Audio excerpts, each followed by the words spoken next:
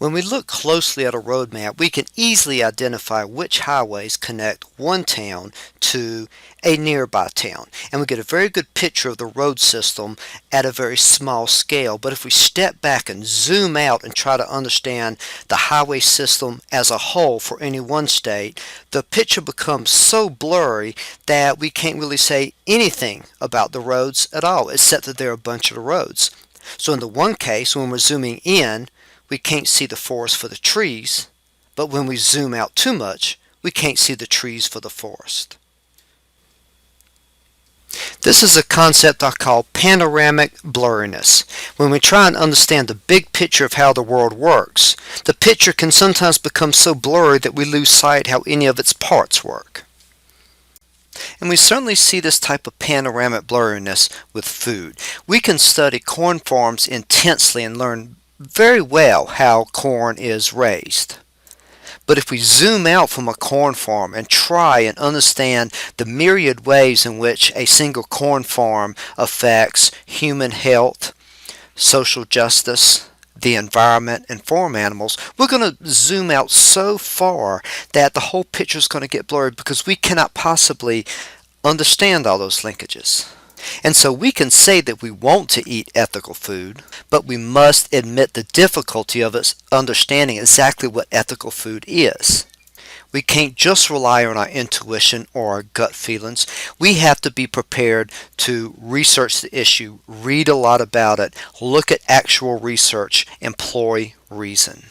For the rest of this lecture, we're going to look at how this panoramic blurriness can cause us to make mistakes about what we consider to be ethical food. We're going to look at the question of whether local foods really stimulates the local economy, and we're going to look at whether local foods is associated with a lower carbon footprint. Those are two questions that our intuition tells us yes, and that's certainly something a lot of people say. But when we look deeper at the issue, use research and logic, we're going to see that the answer is not necessarily no, but not necessarily yes either.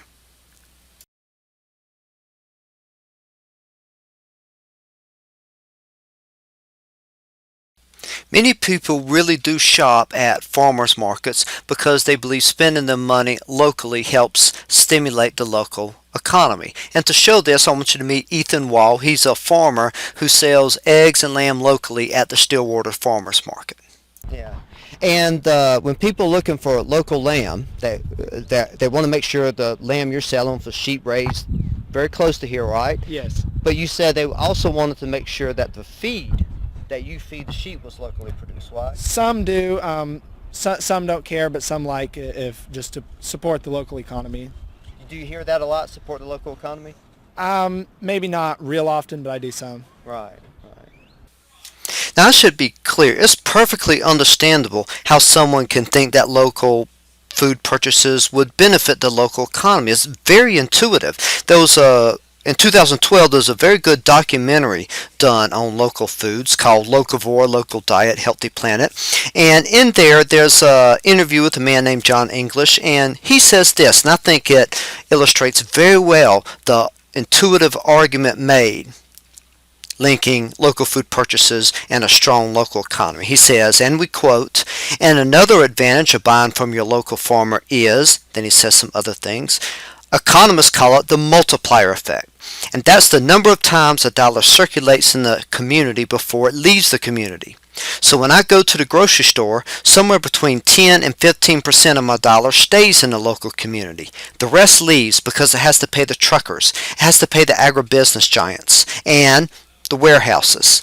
The money leaves the community, and if I spend the money with my local farmer, that guy, he pays his local property taxes, pays his school taxes, his kids go to school, he goes and spends money at the local feed store, the local hardware store, he spends the money here in the community. It doesn't leave the community. And depending on who you talk with, that multiplier effect for agriculture in an agricultural community is 5 or 6. That means it's 5 times as effective as if you go to the supermarket and the money leaves the community. So local food is really economic development. The keep the dollars local argument is not new, and it has been believed by a number of people who we think of as very smart people, like Abraham Lincoln, who once said, I don't know much about the tariff, but I do know if I buy a coat in America, I have a coat and America has the money. If I buy a coat in England, I have the coat and England has the money. Essentially, what Mr. English is saying is that whenever we give people from another town, another state, or another country, let's just call all of that the rest of the world, everything outside of the Stillwater city limits, whenever we give the rest of the world, other people outside of our town money to import things like food, we lose that money. That dollar bill that we spend is now lost to the community. But let's think about what happens if that were really the case. We have Stillwater on the left here, and we have the rest of the world on the right. And money is passing back and forth from Stillwater to the world. And money goes from Stillwater to the world when Stillwater is importing something. And money goes from the world to Stillwater when Stillwater is exporting something to the rest of the world. Mr. English is envisioning a system where whenever we send money to the rest of the world to import something, that money is gone. It's lost from the system completely. Never comes back. But look at what happens if that were really the case. Time after time, as we import and give other people outside of our town money, we run out of dollar bills. But have you ever heard of a town running out of dollar bills? No. And so this obviously can't happen. There's something wrong with Mr. English's logic. In fact, in my class, when I teach the topic of local foods and whether purchasing more local foods can benefit your local economy, I come to school dressed as the 18th century philosopher David Hume. Hume is often known as the father of the Scottish Enlightenment. I consider him perhaps the first modern economist. And I come dressed as David Hume because back in Hume's day, he heard people make arguments similar to Mr. English's, and he wrote an essay proving that they were wrong. And that proof still stands today. No one has disproven it. If you can disprove it, you've got a Nobel Prize in economics waiting for you. And so I come to class and I show that quote from Mr. English, but I'm dressed as David Hume to remind people that that quote was proven invalid long ago. And that is a shame we have to kind of keep making these similar arguments.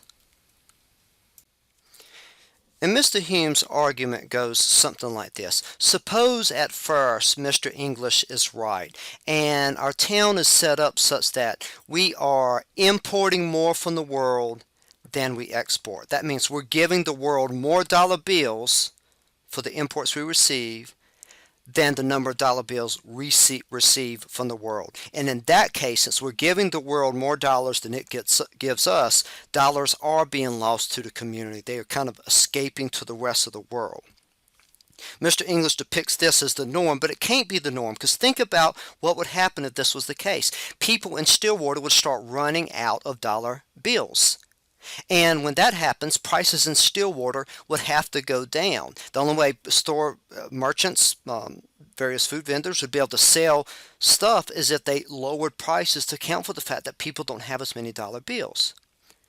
And since there's more money in the rest of the world because our money escaped, prices would go up over there because in the rest of the world people have more dollar bills. And so what happens is you have lower prices in Stillwater for everything, higher prices in the rest of the world. That's an imbalance that cannot last, at least not in a free society. Because what will happen is that businesses in Stillwater will see that they can get much higher prices elsewhere. So they decide we want to export more, and they're going to try to export more. Likewise, people in the rest of the world are going to see that prices in Stillwater are much lower than prices everywhere. So they're going to flock to Stillwater to buy Stillwater stuff. And both of those forces act to increase exports. So if it was the case where at first imports were greater than exports and money was being lost, exports would definitely rise. And this price imbalance between Stillwater and the rest of the world is then going to cause exports to be greater than imports. And when that happens, money starts being injected into Stillwater because there are more dollars coming into Stillwater for its exports than dollars leaving Stillwater for imports. And as the number of dollar bills in the rest of the world falls and the number of dollar bills in Stillwater rises, that's going to cause Stillwater prices to rise and prices of the rest of the world to fall. And that's going to happen until once again we have reached an equilibrium where exports equal imports and prices in Stillwater are roughly comparable to prices elsewhere. Before, we saw what happened if we tried to import more than we export, and we found out that it couldn't last for long, and eventually exports would have to rise until imports once again equals exports. Now let's look at the reverse. What happens if we try to export more than we import? We're going to depict this as we did before by using that big glob of money that is money held by Stillwater citizens, and we're going to see what happens to the amount of money Stillwater citizens have when we try to export more than we import. When we export more than we import, more dollars are coming into Stillwater than dollars are leaving. So Stillwater is accumulating more and more dollars, which means prices are going to rise in Stillwater, and the rest of the world is being drained of dollars, so prices are going to go down in the rest of the world. So now Stillwater has higher prices than the rest of the world. There's an imbalance. And what's going to happen is that people in Stillwater are going to recognize that they can buy the same goods much cheaper in the rest of the world. So they're going to start increasing their imports. And when they start increasing their imports, then we have a case where dollars are leaving Stillwater once again. And also people in the rest of the world, they are going to want to sell in Stillwater where prices are higher, and so they make greater efforts to sell in Stillwater, and that increases imports into Stillwater, and so dollars start leaving Stillwater. And then as dollars leave Stillwater, Stillwater is going to be giving up more of its currency, and so prices will then start going down in Stillwater until it's on par, consistent with, in balance with the rest of the world. And once prices in Stillwater are no longer out of balance with prices elsewhere, then exports out of Stillwater are going to equal imports into Stillwater, and exports out of any region are going to equal imports into any region. And when that happens, the number of dollars in the region is going to be at an equilibrium or a steady state, meaning it's not growing or it's neither falling, at least not by much. What David Hume essentially proved was that exports from a region have to equal imports, at least if it's in a market-oriented society, a free democracy. What this means is that we cannot just decide whether we want to import or whether we want to export. Those are not separate decisions, those are joint decisions. You either trade with the world or you don't. And if you try to cut off imports into your region, you're going to seclude yourself from the world. And I doubt there's any town or city that wants to have to make every single thing that it consumes itself. I seriously doubt the town of Lockney, Texas, with a very, very small population, a population of only about 2,000 people, I doubt they want to have to make their own iPads, their own cars. And so what this all means is that importing food is not bad for an economy. A dollar spent on importing food comes back to your region in the form of exports. It has to if exports equal imports, because the only way that equation will stay the same is if when imports go up by 1, exports go up by 1 as a dollar as well. So this means that you support your local economy regardless of whether you import food or buy food locally. You know, when the Secretary of Agriculture, Tom Vilsack, was once asked about a local foods issue, about local foods in general, he made a statement, this quote, "In a perfect world, everything that was sold, everything that was purchased and consumed would be local, so the economy would receive the benefit of that." Now that in essence is the spirit of the keep the dollars local argument, but think about how absurd that statement really is. Again, does the town of Lockney, Texas of 2,000 people really want to have to make everything that they consume within their own borders by their own people? Certainly no. No, they are much wealthier when they trade with the rest of the world. And let's return briefly to the Stillwater Farmers Market and ask one of the shoppers there why they like the farmers market so much. So why do you come to the farmers market? What is it about the food here that you like? The food is grown locally and I believe under more healthy conditions, and I want to support local ag. Now, I'm not saying that that nice lady is wrong, but if she asked me my response to her argument that she wanted to buy local foods to help the local ag economy, I would say that one, supporting local agriculture is not the same as supporting the local economy. Just because you make purchases that benefit a farmer that you know doesn't mean your economy overall is going to be benefited. I would also say that economists have considered the keep the dollars local argument illogical for centuries. I would say that in our panoramic blurriness, our belief that we can take actions as a consumer that benefit the entire world, we can make mistakes because sometimes we really don't understand how all the different parts of the world connect with each other.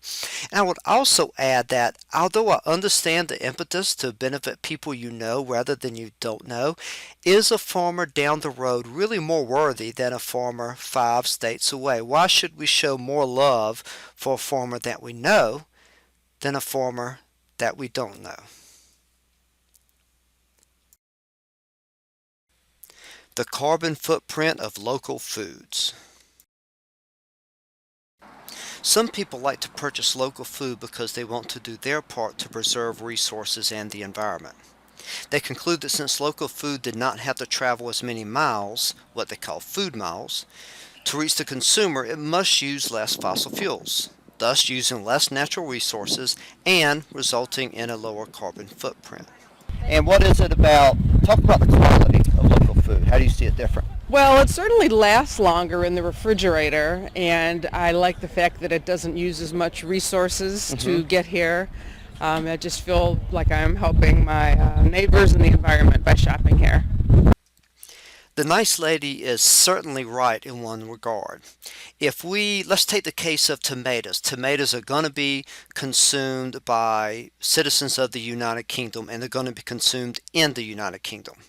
UK citizens could grow their own tomatoes. They would have to use greenhouses there because of the colder climate, but they could grow their own tomatoes, or they can import them from Spain. And certainly, if you only look at the carbon emissions that come from the transportation of food from the farm to the consumer, the tomatoes grown in the UK will have smaller emissions compared to those that have to be shipped in from Spain.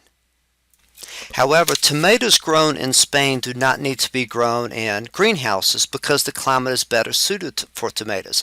And since they don't need to use greenhouses, there's less fossil fuels used to operate and warm the greenhouse. And if there's less fossil fuels, there's less carbon emissions at the farm. So if we're thinking about the carbon footprint of tomatoes, we don't want to just look at the carbon emissions resulting from the transportation of food. We want to take into account everything, including carbon emissions at the farm. And it turns out that a carbon emissions of tomato production at the farm is so much lower for Spanish tomatoes consumed in the UK than UK tomatoes consumed in the UK, that the total carbon, if you're a United Kingdom citizen, the total carbon footprint from imported tomatoes is only 0.6 tons of carbon dioxide for each ton of Spanish tomatoes, compared to 2.4 metric tons of carbon dioxide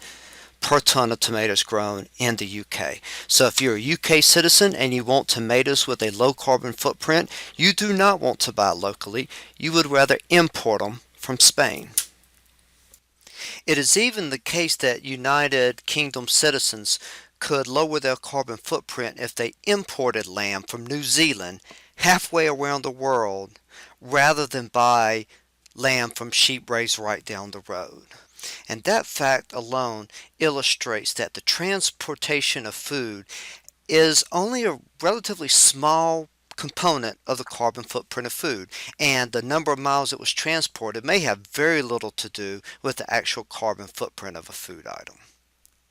Moreover, even if food is transported many miles, it is usually done so within an efficient transportation system, where, say, Walmart's lean distribution centers and trucks designed specifically to haul cargo can result in relatively little fossil fuels being used.